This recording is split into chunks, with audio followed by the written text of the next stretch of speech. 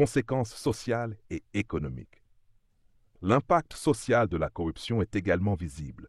Incapables de faire face à cette situation, de nombreux jeunes Ivoiriens choisissent la voie de l'immigration clandestine, bravant la mort en mer ou dans le désert pour tenter d'échapper à la misère. Le drame de Lampedusa en Italie, où des dizaines d'Ivoiriens ont péri en 2023, est le triste reflet de cette désespérance. Économiquement, la corruption freine les investissements étrangers, décourage les entrepreneurs locaux et alourdit les coûts des affaires, comme l'a souligné la Banque mondiale dans son rapport Doing Business 2020. En outre, un rapport de la Banque africaine de développement, BERED, estime que la corruption coûte à l'économie ivoirienne plus de 300 milliards de francs CFA par an, affectant directement les infrastructures et les services sociaux. Les conséquences sont doubles. La compétitivité des entreprises ivoiriennes est affaiblie par les coûts supplémentaires engendrés par ces abus, tandis que les populations en paient le prix final, littéralement avec des produits inabordables pour la majorité des ménages. Par exemple, le prix du riz, aliment de base, a augmenté de 25% entre 2022 et 2024, en partie à cause de monopoles favorisés par des contrats opaques. Détournement et passation des marchés publics. En parallèle à la corruption au sein de l'administration ivoirienne, une autre forme de concussion existe à un niveau plus élevé. La passation des marchés publics.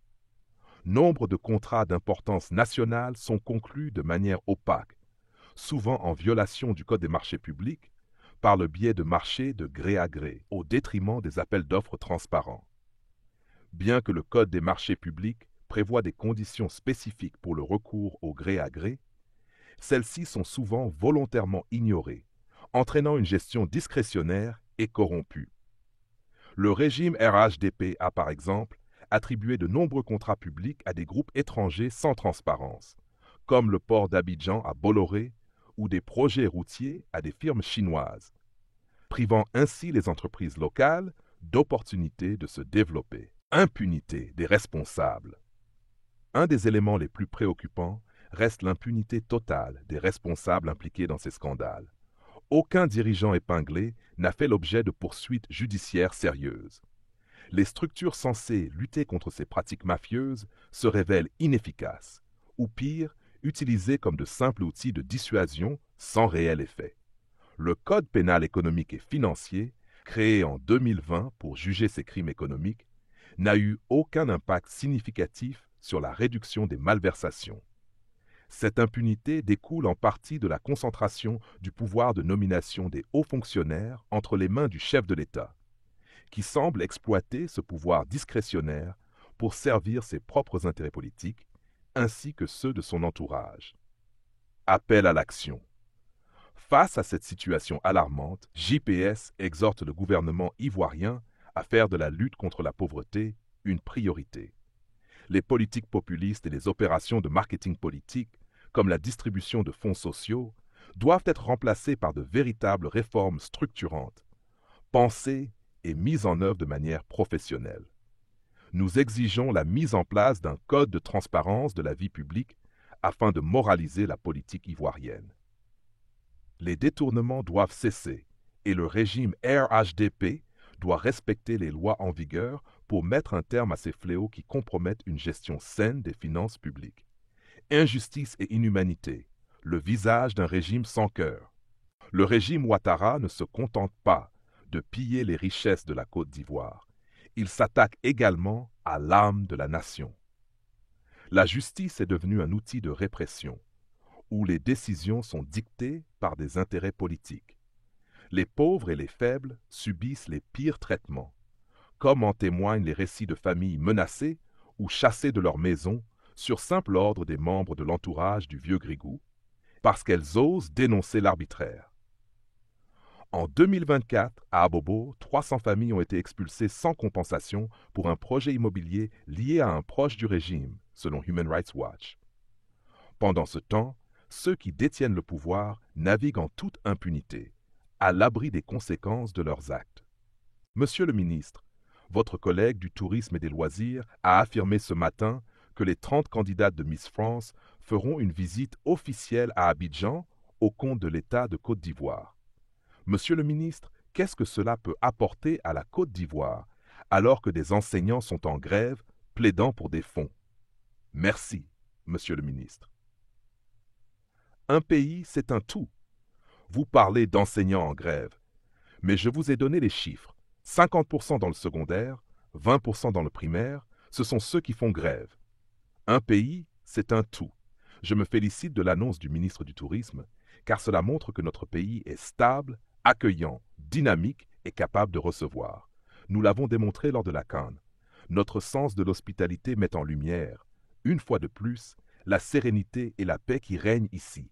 Je vois mal des Miss venir en villégiature dans un pays en guerre. Non, nous sommes en paix, nous vivons bien, nous sommes heureux. C'est pourquoi nous avons pu recevoir 2 millions de visiteurs pendant la CAN. Ce n'est pas rien. Et cela continue. Je pense que c'est aussi l'effet de la CAN d'avoir attiré l'attention sur le pays et de l'avoir rendu encore plus attractif.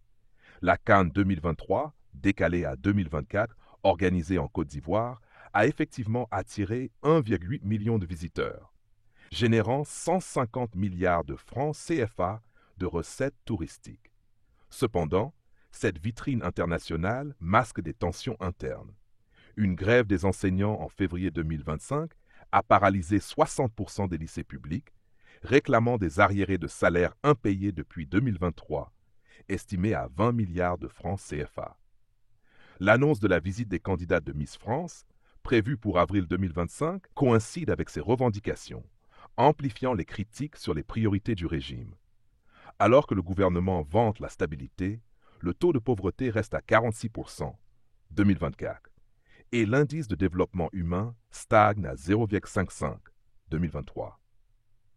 Rôle de la France. La complicité présumée de la France repose sur des liens historiques et économiques. Total Énergie exploite le pétrole ivoirien et Bolloré contrôle le port d'Abidjan. En 2020, Macron avait qualifié Ouattara de partenaire essentiel, malgré les violences post-électorales. 87 morts. Des fuites en 2023, Mediapart. Suggère des financements occultes vers En Marche, mais sans preuve définitive. Impacts sociaux. La répression a poussé 15 000 Ivoiriens à l'exil depuis 2020, dont des figures comme Guillaume Soro. Les prisons surpeuplées, 150% de capacité à Abidjan, selon le ministère de la Justice, abritent des détenus politiques, souvent sans procès. Économie pillée. Le cacao, représentant 40% des exportations, est un symbole de la corruption. En 2024, 50 milliards de francs CFA auraient été détournés du Conseil du café cacao, selon Bloomberg.